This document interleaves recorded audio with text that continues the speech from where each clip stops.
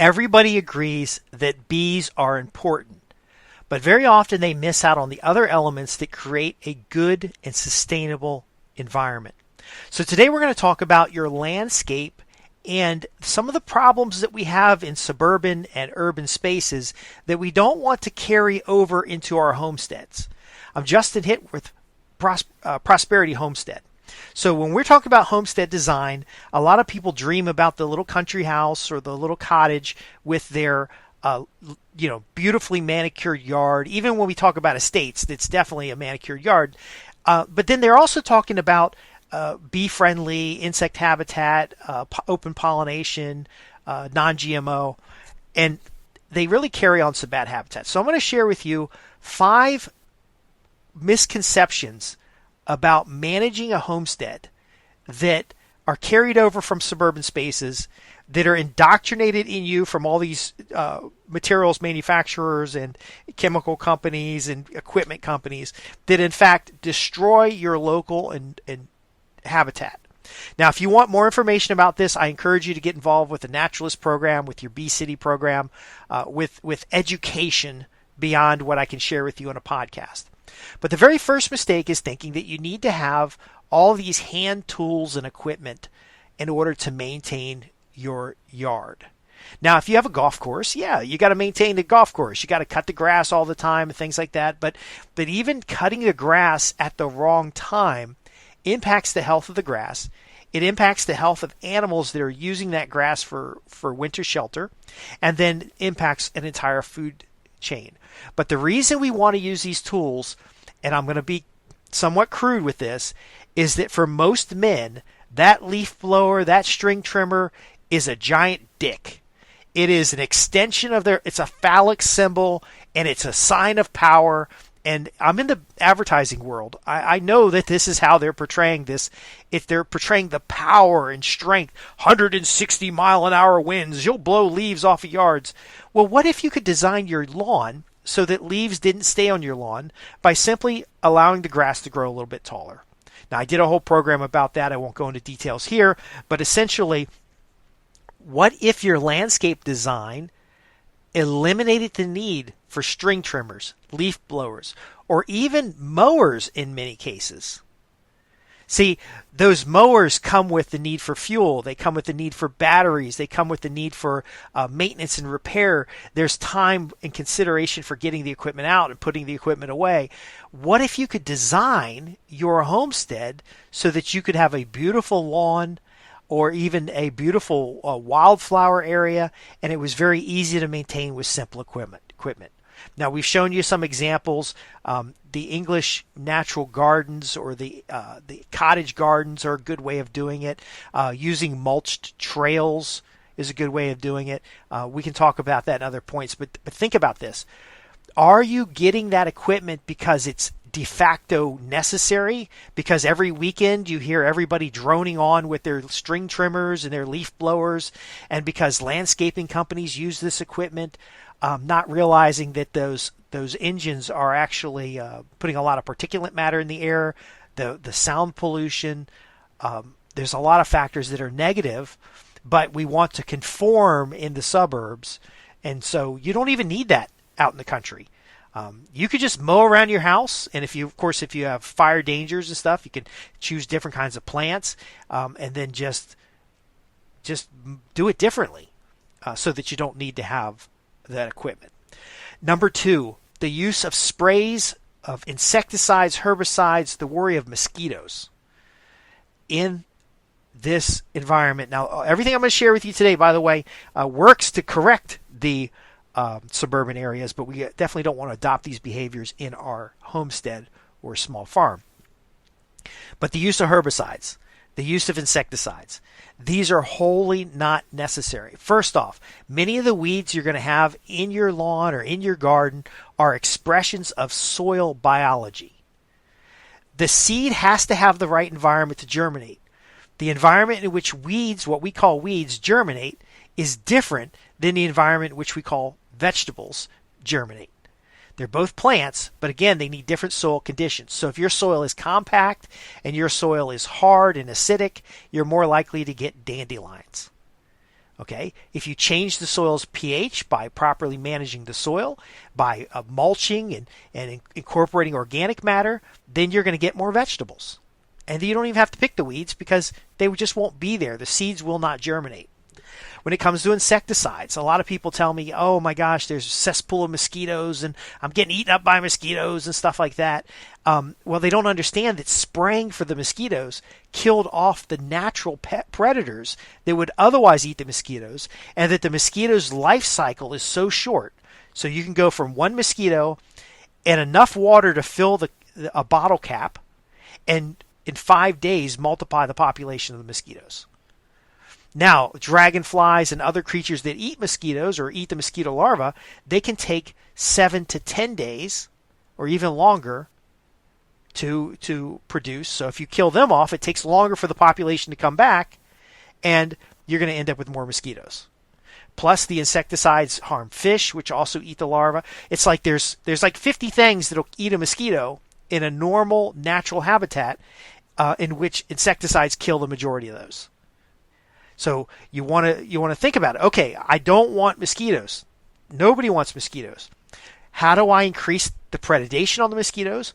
But also, how do I understand how mosquitoes function? If you're sitting around and there's a bunch of people, mosquitoes are attracted to carbon dioxide. A bunch of people sitting around talking is going to make carbon dioxide and attract the mosquitoes. The mosquitoes then get there and they're all hungry because it took them a long time to get there because they're little tiny creatures and they don't fly very well. And now they're going to be eating your skin. There are legitimate health hazards related to mosquitoes, but understanding the biology of the mosquito, the function of the mosquito, and how the mosquito operates, you could simply just use a ceiling fan or some kind of fan to ward off the mosquitoes. Mosquitoes don't fly very well. If you have a fan over the area where you're sitting, or even a slight breeze, the mosquitoes will not bite you. If it's hot, humid, stagnant air, yeah, mosquitoes are going to eat you up, especially when there's no predators. But again, that insecticide, that herbicide, you're killing off the things that make the environment better. Number 3, not understanding the uses of plants. Many of the plants and the animals and the weeds and the things that you think are pests are actually not pests at all. Dandelions, for example, you can make tea from the dandelion. You can eat the dandelion greens. Chicory roots, you can eat those. There are hundreds and hundreds of plants that people consider pests because they don't know what they are. And if they understood what they are, they would be growing them like crazy because of the health benefits, because of the attractant factor when it comes to attracting beneficial insects and beneficial birds and bats and all these other things that are enhancing the environment. But simply people in urban spaces, their priority is not on understanding the environment. It is managing the environment. It is controlling the environment. It is being a master to the environment rather than a peer or a steward. So learn what plants do what. A lot of these flowers, echinacea flower, a lot of these other non-bulbed flowers have medicinal value, and the herbs can make good teas. And you can also find it at a lower your cost because you don't have to go out and buy these things. They're actually growing in your yard today, but it can be quite fun. It can be an educational experience for your children. So again, understanding what things are. I have had neighbors point out insects or birds and tell me that they're pests, and your yard is attracting all these birds that are crapping on my car. But these birds are eating insects. And what would you rather have? A bunch of insects in your house or biting flies, or would you like to have a few birds here and there? I got a funny story. As a neighbor came to me, it was it's warming up, it's starting to become spring, and he is explaining to me that he can't even think because the frogs are too loud. And my yard has attracted all of these frogs, and these frogs are keeping him up at night, and these frogs are just so disruptive. And I'm thinking, well, would you rather have frogs or would you rather have mosquitoes? And by the way, there's a creek right down the hill, and frogs live near creeks and water. So even if I didn't have these detention basins, even if I didn't have the shelter that's necessary, then I'd still got the frogs. That's a natural There's already an ecosystem there. All I've done is enhance the ecosystem and provide it a little bit more breeding habitat. So, frogs eat a tremendous amount of insects. I'd always rather have the frogs. Get used to the sound. It's a natural sound. See, people are so disconnected, and that's probably point number 4, is that people are so disconnected with what nature is that sometimes nature itself is disruptive. I don't know if you've ever seen somebody go out on a camping trip and they forgot their phone or the battery went dead on their phone and they're freaking out because they can't check social media and they can't check all these things. It's like they're tethered to some beast that is controlling them, and then they lose the control. They don't know what to do, like a naughty child. When mama's not around, the child's doing naughty things because the child doesn't know any better. Get to know nature and what nature looks like. Get to know and understand functions of nature, seasonal sounds. There's another case where somebody come to me and they wanted me to help them with their property, and they're telling me, look, about this time of the year, all the leaves fall off the trees, and it's really upsetting, and everything's turned brown. I don't want these plants to die. What can I do? And I try to be polite, but I said, you do realize it is spring. I'm sorry. You do realize it is fall, and the leaves will come back in the spring. And they were upset. And I didn't want to get into, temperature changes, humidity's changing. The trees need to drop those leaves in order to feed themselves because they've been storing nutrients in it during the better seasons. Photosynthesis doesn't stop over the winter. They're just preparing for colder temperatures when they can't move liquids. I didn't go into all that. I just tried to politely explain that it is fall. Nobody's killed your trees. The trees will come back in the spring, and that's a natural function. These people are so disconnected with nature. All right, so the 5th tip. There's a lot of focus on bees. So bees is where I started. There's a lot of focus on bees, but a lot of folks don't realize there are 3,600 species of native bees. 3,600. Now, there's bees that eat your deck. This is the typical suburban look. There's bees that eat your deck. There's bees that get in your house. There's bees that... No. Every bee has its own behavior and has its own value in the environment. And if you're trying to save the honeybee, that's fine. But honeybees are a minority when it comes to things that pollinate. Because beyond bees pollinating, there's insects that pollinate. Beyond insects that pollinate, there are some birds that pollinate plants. Now, why is pollination important?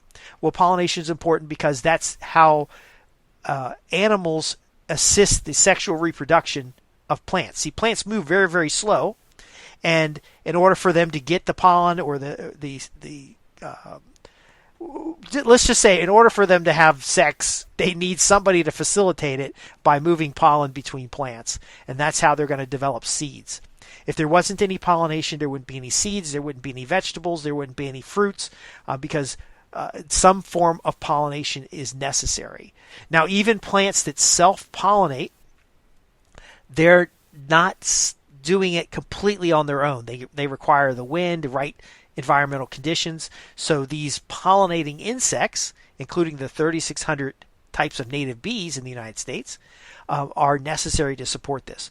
When you start killing these creatures out, you're not only stopping the pollination, but you're also damaging the food chain, because bees and bugs and insects and worms and all that stuff are, even caterpillars, are food for birds. And those birds are food for larger animals. And it goes all the way up the food chain, including humans. So if you look at it, my neighbor is complaining about frogs. The frogs will balance themselves out with foxes. The foxes will come in, and yes, foxes scream and make weird noises, but they'll come in and reduce the population of frogs. If there's mice, because of tall grass, that's a big fear in a lot of suburban areas, that tall grass will attract mice. It doesn't tend to attract mice because the mice will get predated by fox, they'll get predated by birds. Depending on how you manage the space, They may even get predated by owls, which is a beautiful thing to see an owl come in and just snag a mouse, or a hawk snagging a mouse. These are things you've got to understand. So I covered 5 characteristics that I really see suburban and urban spaces fearful of, and why there's such backlash when you do have an urban homestead. But if you can work with Bee City, for example, and naturalist programs and other community organizations, you could realize that what folks have been conditioned to do when it comes to landscape is actually harming them more than anybody else. Having a perfectly manicured yard, especially like early in the spring, is damaging a whole entire food chain, a whole entire ecosystem. I don't have pictures of it, but the grass that I had to cut down because the city got upset here was actually keeping deer off of slopes. So on the slopes, I kept long grass that was taller than deer. Deer don't like to put their head down and have their vision obscured. So the deer stayed in level areas where the grass was shorter, and stayed out of the higher areas where they would be at risk of predation. And that way, their little hooves were not digging into the hill and allowing erosion to start. But the city came along. They had a big fit. Neighbor was going to sue me. The city got involved. I was on the front page of the newspaper for something that is a proper and appropriate landscape management. And this grass was no taller than the pampas grass the neighbor has that was complaining. And that's why everything kind of went away, because the complaint the neighbor had towards me was just as applicable for them, except they had ornamental plants and I had native grasses. And the native grasses were part of an erosion program, which is the appropriate state and federal approach for that type of area. So again, I want to leave you with this last point. There will be times where you are absolutely correct about how you're managing your land, but these ingrained myths and this conditioning by manufacturers of equipment are going to be compelling other people to be just as passionate as you might be and tell you that your stuff's being done wrong. So I want to encourage you to do it right, but also understand that you're not going to change the other people. You got to live through an example. So if you have a beautiful native wildflower front yard, there's a lady in this area that has a nice little, it's a small house, and her yard has not an inch of grass anywhere. It is beautiful. It has got explosion of flowers and a nice cute little walking path and little nooks for sitting and everything. It is a glorious place, but come fall it looks nasty, because the natural cycle of plants causes the plants to turn brown. Now, it's sad for her, but extremely frustrating for the neighbors that don't understand. It's sad for her because she loves the flowers, but again, she understands that it's a seasonal change. And so these myths and suburban fears and their desire for perfectly manicured lawns and non-native ornamental plants that come in and very often cause problems and don't attract the right kinds of native species, that too will pass. But it's going to take your diligence. It's going to take your focus. It's going to take you starting in your own yard and slowly disconnecting or freeing yourself from that umbilical cord, which is requiring, in many cases, poisons and insecticides and certain loud equipment and disruption. You can have the peace and quiet that you want. You can have a small farm, a homestead, or estate, even if you're in a suburban area. You just have to understand that many of the desired habits are compulsory due to social pressure, not actual benefit to the environment. And somebody might even profess to be an environmentalist and then do these nasty things and complain about how your yard looks. But the truth is, if you're doing the right thing and investing in the knowledge and taking the time to learn, you'll discover a wealth of benefit and information that will just make your life so much better and more enjoyable. There are times I wish I could express these things better. I always encourage your questions. I'm Justin Hitt with Prosperity Homestead.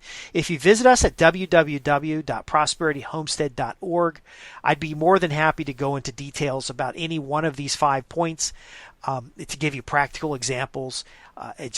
With a podcast, I just want you to understand that you're not alone. If you're doing the right thing and you've got that beautiful wildflower garden and now people are freaking out because it's fall, have some mercy on them. Understand that not everybody is forward thinking and proactive as you are when it comes to at least improving your local environment. And they just don't have that skill set yet. So be polite with them and be open to having them come and learn from you, and don't sacrifice your experience. It's not good for you to sacrifice your experience for some idiot that wants to run a leaf blower at 8 a.m. in the morning because they want their lawn perfect with no leaves, and not realizing it's destroying the soil. It's actually making it harder to grow grass, and it's wrecking the ecosystem that makes possible the beautiful birds that eat the insects that they don't want to have. Do you see what I'm saying here? Do you understand? I hope you do. I look forward to hearing from you. I'm Justin Hitt with Prosperity Homestead. Thanks for listening.